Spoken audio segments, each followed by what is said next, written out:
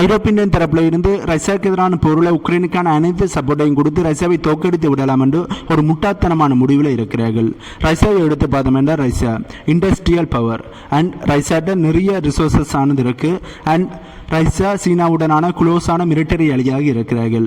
இப்படி இருக்கையில் ஐரோப்பிய ரஷ்யாவுக்கு எதிரான போரில் வெற்றி பெறலாம் என்று நினைக்கிறதும் சுத்தம் முட்டாள்தனம். கண்டிப்பாக இதில் உக்ரைன் மட்டுமில்லை ஐரோப்பிய நாடுகளும் தாங்களே அழித்துக் கொண்டிருக்கிறார்கள் என்று அமெரிக்காவோட ஜேர்னலிஸ்டாக இருக்கின்ற டக்கர் கார்ல்சன் அவர்கள் சொல்லியிருக்கார். இதை சொல்லுகின்ற விஷயம் 100% உண்மை. டக்கர் கார்ல்சன் அவர்கள் சொன்ன விஷயத்தை பற்றி உங்களுடைய கருத்துக்களை கீழே கமெண்ட் பண்ணுங்க. இவர் சொன்ன விஷயம் 100% உண்மை என்று நான் சொல்வதற்கான காரணம், ரஷ்யா உக்ரைன் போர் ஆரம்பித்த பிறகு உக்ரைனுக்கான உதவிகளை ஐரோப்பிய நாடுகள், நேட்டோ நாடுகள், மேற்குலக நாடுகள் என்று கிட்டத்தட்ட 50க்கும் அதிகமான நாடுகள் உக்ரைனுக்கான உதவிகளை கொடுக்கிறார்கள். அப்படி உதவிகளை கொடுக்கிறார்கள் என்றால் ரஷ்யாவை இவர்களால் தோற்கடித்திருக்க முடியும். அதாவது ரஷ்யா செர்பியா மாதிரி இருந்திருந்தால் கண்டிப்பாக ரஷ்யாவை தோற்கடித்திருக்கலாம். பட் ரஷ்யா மிகப்பெரிய ஒரு இண்டஸ்ட்ரியல் பவராக இருக்கிறார்கள்.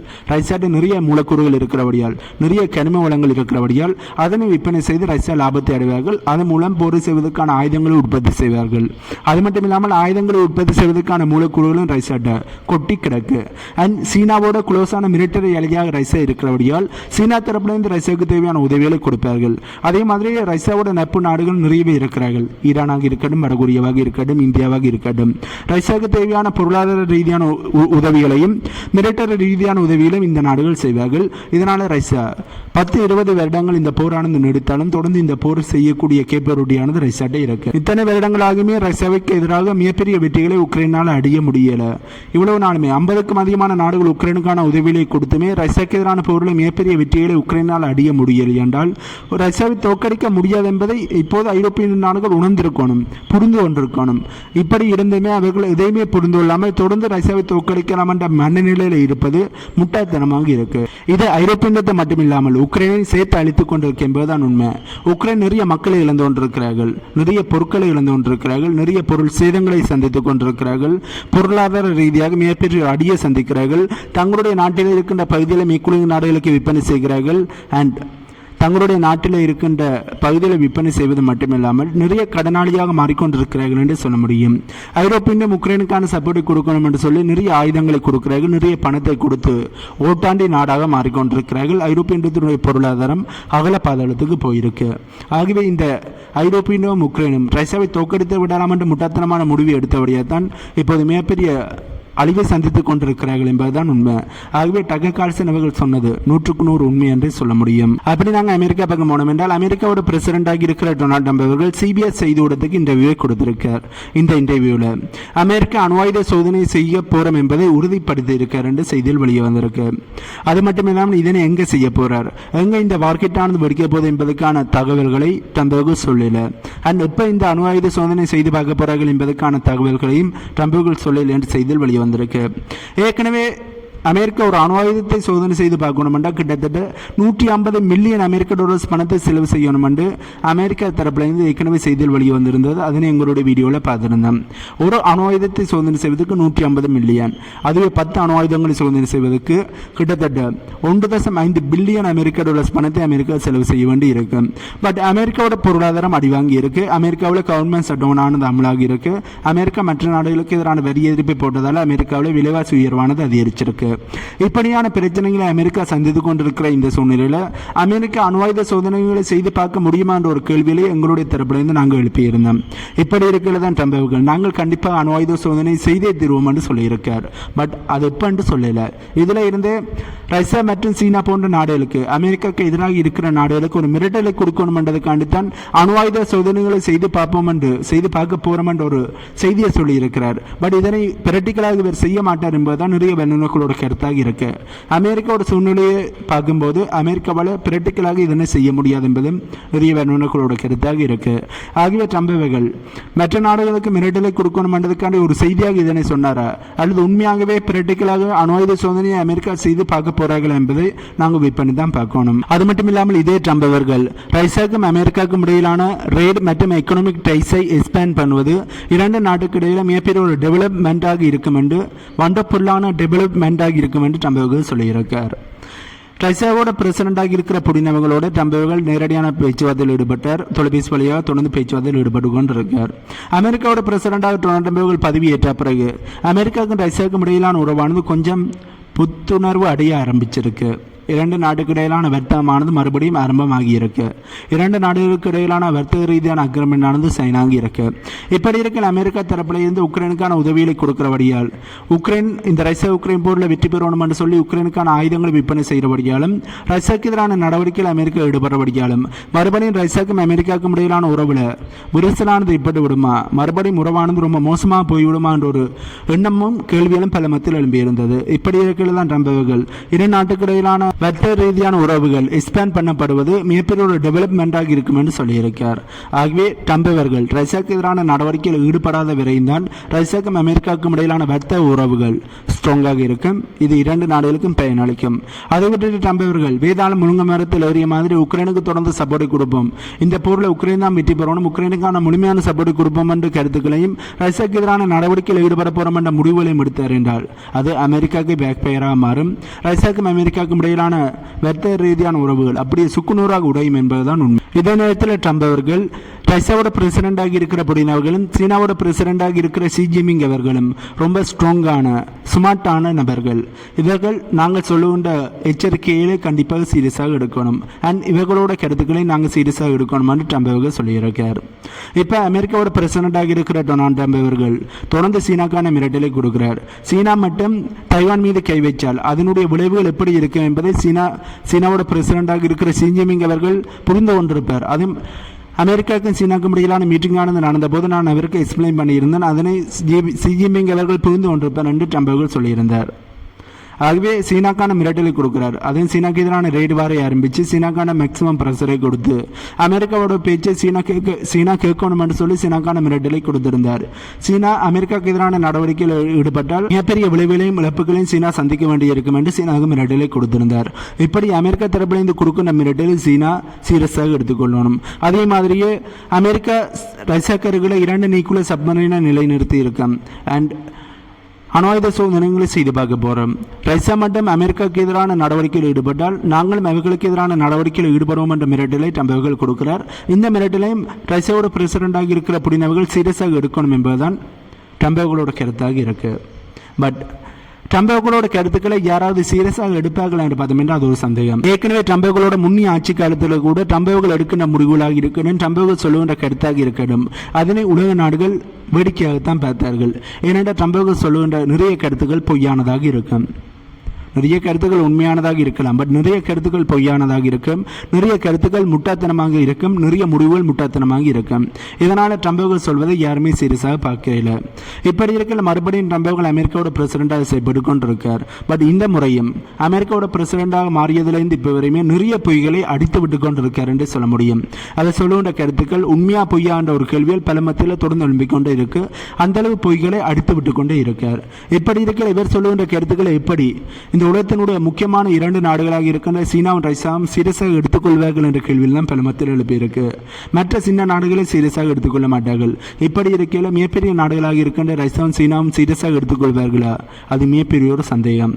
ஆகவே ட்ரம்ப் அவர்கள் சொன்ன விஷயத்தில் ஒரு விஷயம் முக்கியமாக நாங்கள் எடுத்துக்கொள்ளணும். அதாவது ரஷ்யாவோட பிரசிடண்டாக இருக்கிற புடின் அவர்கள் சீனாவோட பிரசிடண்டாக இருக்கிற ஷி ஜின்பிங் அவர்களும் ரொம்ப ஸ்ட்ராங்காக ஸ்மார்ட்டாக இருக்கிற நபர்கள். அவர்கள் சொல்லுகின்ற கருத்துக்களை தான் அமெரிக்கா சீரியஸாக எடுத்துக்கொள்ளணும். அமெரிக்கா சொல்வதை அவர்கள் சீரியஸாக எடுக்கிறார்களோ இல்லையோ, பட் அவர்கள் சொல்லுகின்ற கருத்தை அமெரிக்கா மேற்குலக நாடுகளும் சீரியஸாக எடுத்தால் மட்டும்தான் இந்த உலகத்தில் மிகப்பெரிய ஒரு போர்களானது வராமல் கொஞ்சம் சுமூகமான நடவடிக்கைகளானது போகும். அதை விட்டுட்டு இதனை சீரியஸாக எடுக்காமல் அமெரிக்கா ரஷ்யா மற்றும் சீனாக்கு எதிரான நடவடிக்கையில் ஈடுபட்டால் அவர்கள் அதுக்கு பதிலடி கொடுக்கிற வகையில் மோசமான முடிவுகளை எடுப்பார்கள் என்பதுதான் உண்மை. அமெரிக்கா தரப்பிலிருந்து டோம்காக் மிசைல்களை கொடுப்பதற்கான அனுமதியை பென்டகன் தரப்பிலிருந்து கொடுத்து விட்டார்கள். அமெரிக்காவோட பிரசிடண்டாக இருக்கிற டொனால்ட் ட்ரம்ப் அவர்கள் மட்டும்தான் அனுமதியை கொடுக்கணும். அப்படி கொடுத்தால் உக்ரைனுக்கு உடனடியாக இந்த டோம்காக் மிசைல்களானது டிரான்ஸ்ஃபர் செய்யப்படும் என்று CNN தரப்பிலிருந்து செய்திகள் வெளியே வந்திருந்தது. அதனை எங்களுடைய வீடியோவில் பார்த்திருந்தோம். பட் இப்போ ட்ரம்ப் அவர்கள் இந்த டோம்காக் மிசைல்களை உக்ரைனுக்கு நாங்கள் டெலிவரி செய்ய மாட்டோம் என்பதை சொல்லியிருக்கார். அதனை கன்சிடர் பண்ணல என்பதையும் சொல்லியிருக்கார். ஆகவே ரஷ்யாவினுடைய மிசைல் சோதனைகள் ப்ரொவிஷனிங் மிசைல் சோதனையாக இருக்கட்டும், பொசைடன் மிசைல் சோதனையாக இருக்கட்டும், பொசைடன் மிசைல்களை லான்ச் பண்ணுவதற்கான நியூக்ளியர் பவர் சப்மரீனை லான்ச் பண்ணியதாக இருக்கட்டும், இது அனைத்துமே அமெரிக்காவுக்கு வைத்திய கிழக்கு இருக்குன்னு சொல்ல முடியும். ஐரோப்பிய நாடுகளுக்கும் வைத்திய கிழக்குது, அமெரிக்காவுக்கும் வைத்திய கிழக்குது.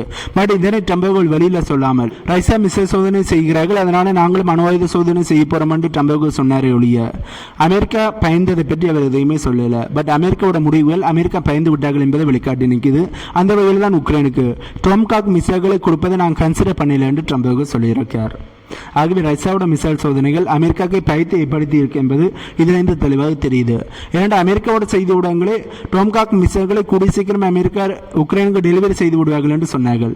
உக்ரைனோட பிரசிடண்டாக இருக்கிற செல்சவர்களே தங்களுடைய நீண்ட தொடர்பு தாக்கக்கூடிய மிசைல்கள், மேற்குலக நாடுகள் உக்ரைனுக்கு கொடுக்கின்ற மிசைல்கள், ஸ்டோம் சார் மிசைலாக இருக்கட்டும், ஸ்கால்ப் மிசைலாக இருக்கட்டும், ATACMS மிசைலாக இருக்கட்டும், அமெரிக்காவுடைய டோம்காக் மிசைலாக இருக்கட்டும், அதனை பயன்படுத்தி ரஷ்யாவோட டீப்பான பகுதிக்கு தாக்குதலை நடத்த போகிறோம். எந்தெந்த பகுதியில் தாக்குதலை நடத்தணும், எந்தெந்த இலக்குகள் என்பதை நாங்கள் ஐடென்டிஃபை பண்ணிவிட்டோம் என்று சொல்லியிருந்தார். அதையும் எங்களுடைய வீடியோவில் செய்தியாக பார்த்திருந்தோம். இப்படி உக்ரைனோட பிரசிடண்டாக இருக்கிற செல்சேவர்களும் சொல்லியிருந்தார். அமெரிக்கா தரப்பிலிருந்து டொம்காக் மிசைல்களானது உக்ரைனுக்கு டெலிவரி செய்யப்பட போதுன்னு சொல்லியிருந்தார்கள். இப்படியான இந்த சூழ்நிலையில் தான் ரஷ்யா தங்களுடைய மிசைல்களை சோதனை செய்து பார்த்து மேற்குலக நாடுகளுக்கு மிரட்டலை கொடுத்தார்கள். ரஷ்யா மிசைலை சோதனை செய்து பார்த்த பிறகுதான் ட்ரம்பர்கள் இந்த டொம்காக் மிசைல்களை உக்ரைனுக்கு கொடுப்பதை நான் கன்சிடர் பண்ணல என்று சொல்லியிருக்கிறார். ஆகவே இதில் இந்த ட்ரம்பர்கள் பயந்து விட்டார் என்பது தெளிவாக தெரியுது, அமெரிக்கா பயந்து விட்டார்கள் என்பது தெளிவாக தெரியுது. பட் அமெரிக்கா உக்ரைனுக்கு இந்த மிசைலை கொடுத்து உக்ரைன் ரஷ்யாவோட டீப்பான பகுதிக்கு தாக்குதலை நடத்தினால் ரஷ்யாவோட பதிலடி ரொம்ப மோசமாக இருக்கும் என்பதுதான் உண்மை. இதே ட்ரம்பர்கள் இப்போது வெனிசுலாவோட பிரசிடண்டாக இருக்கிற நிக்கோலஸ் மதுரோ அவர்களோட நாட்களானது எண்ணப்பட்டு கொண்டிருக்கு, பிரசிடண்டாக அவர் இருப்பதற்கான நாட்களானது எண்ணப்பட்டு கொண்டிருக்கு என்று சொல்லியிருக்கார். இதே நேரத்தில் அமெரிக்காவோட வாஷிங்டன் போஸ்ட் தரப்பில் இருந்து அமெரிக்காவோட பிரசரால இப்போது ரஷ்யாவோட உதவியில் வெனிசுலா கேட்டிருக்கிறார்கள் என்று செய்தியில் வெளியிட்டிருந்தார்கள். ஏற்கனவே வெனிசுலாவோட பிரசிடண்டாக இருக்கின்ற நிக்கோலஸ் மதுரோ அவர்கள் ரஷ்யாவோட உதவிகளை கேட்டு ரஷ்யாவுக்கு லெட்டரை அனுப்பியிருந்தார். இப்படி ரஷ்யாவினுடைய பிரசிடன்டினுடைய ஸ்போக் பர்சனாக இருக்கின்ற டிமித்ரி பெஸ்கோ அவர்கள் வெனிசுலாவினுடைய லெட்டரை பார்த்து நாங்கள் வெனிசுலாவோட கம்யூனிகேஷன் பண்ணியிருந்தோம். இப்படி கம்யூனிகேஷன் பண்ணி வெனிசுலாவுக்கு தேவையான உதவிகளை கொடுப்பதற்கான முடிவை எடுத்திருக்கோம். அதே நேரத்தில் ரஷ்யா தரப்பில் இருந்து அமெரிக்காவுக்கும் வெனிசுலாவுக்கும் இடையிலான இந்த பிரச்சனையை பேச்சுவார்த்தையின் மூலம் முடிவுகளை எடுப்பதற்கான இன்ட்ரெஸ்ட் காட்டிக் கொண்டிருக்கோம் என்று சொல்லியிருக்கார். அதாவது அமெரிக்கா இப்போது வெனிசுலாவுக்கு எதிரான போரை ஆரம்பிப்பதற்கு தயாராகி கொண்டிருக்கிறார்கள், கூடிய சீக்கிரமே போரை ஆரம்பித்து விடுவார்கள் என்று சொல்லப்படுகின்றது. ஆகவே இந்த வெனிசுலாக்கும் அமெரிக்காவுக்கும் இடையிலான போரானது வந்துவிடாமல் இந்த பிரச்சனையை பேச்சுவார்த்தை மூலம் முடிப்பதில் ரஷ்யா இன்ட்ரெஸ்ட் காட்டுகிறோம் என்று ரஷ்யா தரப்பிலிருந்து சொல்லியிருக்கிறார்கள். பட் என்னதான் ரஷ்யா இப்படி வெளிப்படையாக சொல்லியிருந்தாலும் வெனிசுலாக்கான அனைத்து ஆயுத உதவிகளையும் கொடுப்பதற்கு ரஷ்யா தயாராகிவிட்டார்கள். ஆயுதங்கள் இப்போது டெலிவரி செய்யப்பட்டு கொண்டிருக்கின்ற செய்திகள் வெளியே வந்திருக்கு. ஏர்கிராஃப்டாக இருக்கட்டும், மிசைலாக இருக்கட்டும், மற்ற ரேடாஸாக இருக்கட்டும், ஏர் டிஃபென்ஸ் சிஸ்டமாக இருக்கட்டும், ஏற்கனவே ரஷ்யா தரப்பிலிருந்து வெனிசுலாக்கு இதனால் டெலிவரி பண்ணியிருக்கிறார்கள். இன்னும் அதிகமாக டெலிவரி செய்வதற்கான நடவடிக்கையில் ரஷ்யா ஈடுபட்டிருக்கிறார்கள்.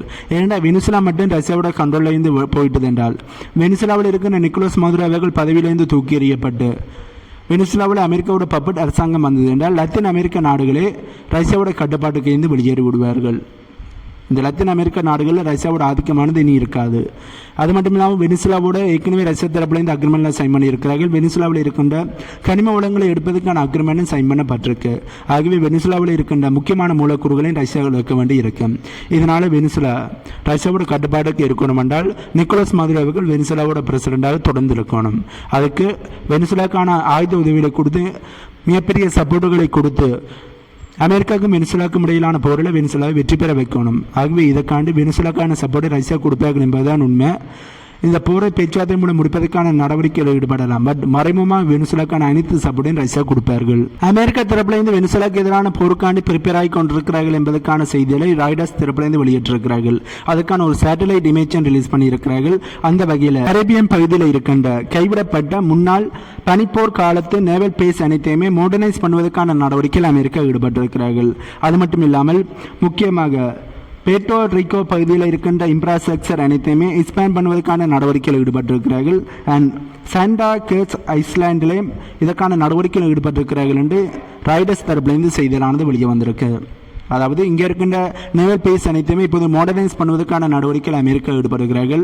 இங்கே அமெரிக்காவோட ஃபைட்டர் ஜெட்டாக இருக்கட்டும், பம்பஸ் விமானங்களாக இருக்கட்டும், அமெரிக்காவோட நீர்மூழ்கி கப்பலாக இருக்கட்டும், போர்க்கப்பலாக இருக்கட்டும், அதனை கொண்டு வந்து நிலைநிறுத்த போகிறார்கள். அப்படி நிலைநிறுத்தினால் வெனிசுலா அருகில் இது இருக்கிறபடியால் ஈஸியாகவே வெனிசுலாவை அடிக்க முடியும்.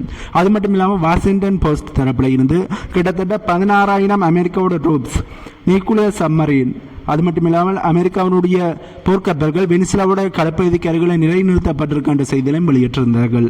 ஆகவே இப்போது அமெரிக்கா வெனிசுலாவை அடிப்பதற்கான வெனிசுலாவுக்கு அருகில் இருக்கின்ற பனிப்போர் காலத்தில் கைவிடப்பட்ட நேவல் பேஸ் அனைத்தையுமே மாடர்னைஸ் பண்ணுற நடவடிக்கையில் ஈடுபட்டிருக்கிறார்கள் என்பது தெளிவாக தெரியுது.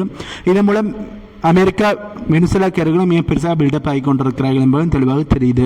பட் அமெரிக்காவோட பிரசிடென்ட் ஆகி இருக்கிற டொனால்ட் ட்ரம்ப் அவர்கள் வெனிசுலாக்கு எதிரான தாக்குதலை நடத்துவதற்கான அமெரிக்கா ப்ரிப்பேர் ஆகி இருக்கிறார்கள், கூட சீக்கிரமே ஸ்ட்ரைக் பண்ண போறார்கள் என்ற செய்திகள் அனைத்துமே பொய், அதனை நான் ஏற்றுக்கொள்ள மாட்டேன், அது அனைத்துமே பொய்யான செய்திகள் என்று சொல்லியிருந்தார். இவர் சொன்னது உண்மையா பொய்யான்னு தெரியல. பட் அமெரிக்கா மிக பெருசாக பில்டப் ஆகுறாங்க என்பது உண்மை, அதனை 100% அடுத்து சொல்ல முடியும். பட் ட்ரம்ப் அவர்கள் ஏன் இதனை மறைக்கிறார் என்ற கேள்வி தான் பலமத்தில் எழுப்பியிருக்கு. ஒருவேளை வெனிசுலாக்கான பிரஷரை கொடுக்கணும் என்றதுக்கான தான் இப்படியான நடவடிக்கையில் ஈடுபடுகிறார்களா? அதாவது வெனிசுலாக்கு எதிரான போரை ஆரம்பிக்காமல் வெனிசுலாக்கு எதிரான போரை ஆரம்பித்து விடுவோம் என்று மிக பெருசாக பில்டப் ஆகிறோம் என்பதற்கான செய்திகளை வெளியிட்டு மிக பெருசாக பில்டப் ஆகி வெனிசுலாக்கான மேக்சிமம் பிரஷரை கொடுத்து அமெரிக்காவோட பேச்சை வெனிசுலாவை கேட்க வைக்கலாம் என்று அமெரிக்கா பிரஷரை கொடுக்கிறார்கள் என்ற கேள்வியும் பல மத்தியில் எழும்பியிருக்கு. ஏனென்றால் அமெரிக்காவோட நிலைமையை பார்க்கும்போது அமெரிக்காவால் இப்போதைக்கு ஒரு நாட்டுக்கு எதிரான போரில் ஈடுபட முடியாது. அப்படி ஈடுபட்டால் அது அமெரிக்காவுக்கு மிகப்பெரிய ஒரு விளைவுகளை ஏற்படுது. ஏனென்றால் ஒரு போரில் ஈடுபடுகிறார்கள் என்றால் அதிகமான பணத்தை செலவு செய்யணும். பட் அமெரிக்காவில் இப்போதைக்கு ஒரு போருக்காண்டி அதிக பணத்தை செலவு செய்ய முடியாது. ஆகவே அமெரிக்கா வெனிசுலாவில் ஆட்சி மாற்றத்தை கொண்டு வரணும், வெனிசுலாவில் இருக்கின்ற வளங்களை திருடணும் என்ற முடிவில் இருக்கிறார்கள். அதுக்காண்டி மேக்சிமம் பிரஷரை கொடுக்குற வகையில் வெனிசுலாக்கு எதிரான போரை ஆரம்பிக்க போகிறோம் என்ற பிரஷரை கொடுக்கிறார்கள் போல இருக்கு. அமெரிக்கா வெனிசுலாக்கு எதிரான தாக்குதலை நடத்தின பிறகுதான் இது உண்மையா பொய்யா என்பதை நாங்கள் தெரிந்து கொள்ள முடியும். ஆகவே இதனை பற்றி உங்களுடைய கருத்துக்களை கிளம்பும் பண்ணுங்க.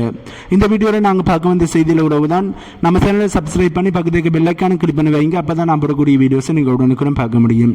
இன்னும் ஒரு வீடியோவில் உங்களை மீட் பண்ணுறேன்.